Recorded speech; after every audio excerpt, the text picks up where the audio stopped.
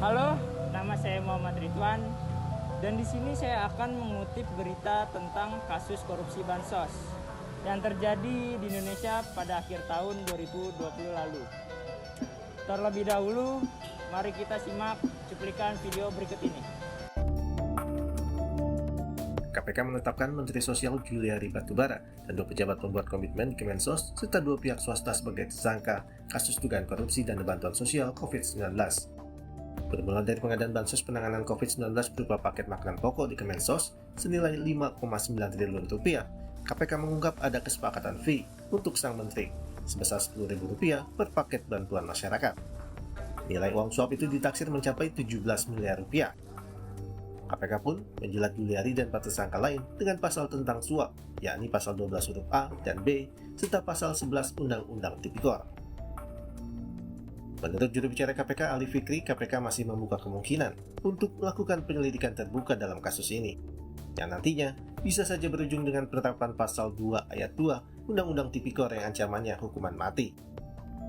Komisi Pemberantasan Korupsi atau biasa dikenal dengan KPK pernah mengancam akan memberikan tuntutan hukuman mati bagi para pelaku korupsi dana bencana, termasuk dana penanganan pandemi COVID-19. Keterlibatan Juliari Batubara dalam kasus korupsi pengadaan bantuan sosial penanganan COVID-19 ini di Kementerian Sosial tahun 2020 memberi kemungkinan Menteri Sosial menjadi pelaku korupsi pertama yang akan dituntut hukuman mati oleh KPK.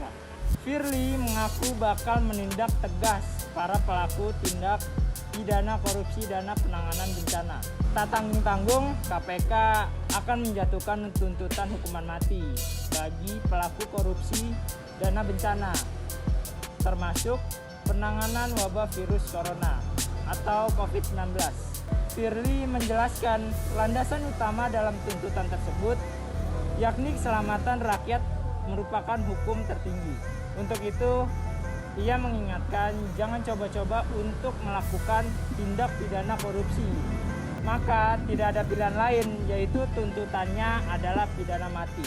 Sebelum mengakhiri video ini, berikut adalah konferensi pers kasus korupsi bansos. Mari kita simak video berikut ini.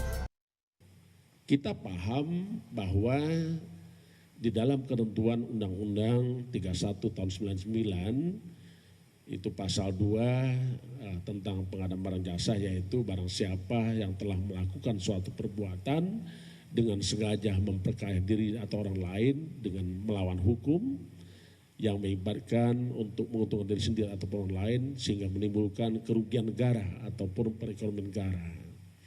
Di ayat 2 memang ada, yaitu ancaman hukuman mati. Kita paham juga bahwa pandemi COVID ini dinyatakan oleh pemerintah bahwa ini adalah bencana non-alam.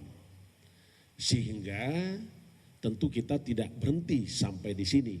Apa yang kita lakukan, kita masih akan terus bekerja terkait dengan bagaimana mekanisme pengadaan barang jasa untuk bantuan sosial di dalam pandemi COVID-19.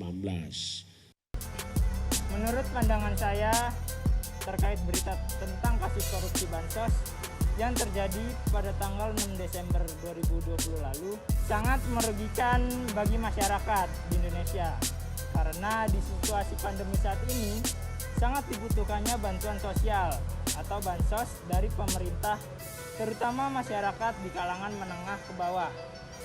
Dan saya berharap pemerintah lebih serius sehingga tidak akan terulang kembali kasus seperti ini, sehingga masyarakat tidak merasa dirugikan. Dan sekian berita yang bisa saya sampaikan. Kurang lebihnya mohon maaf. Sampai bertemu di video selanjutnya.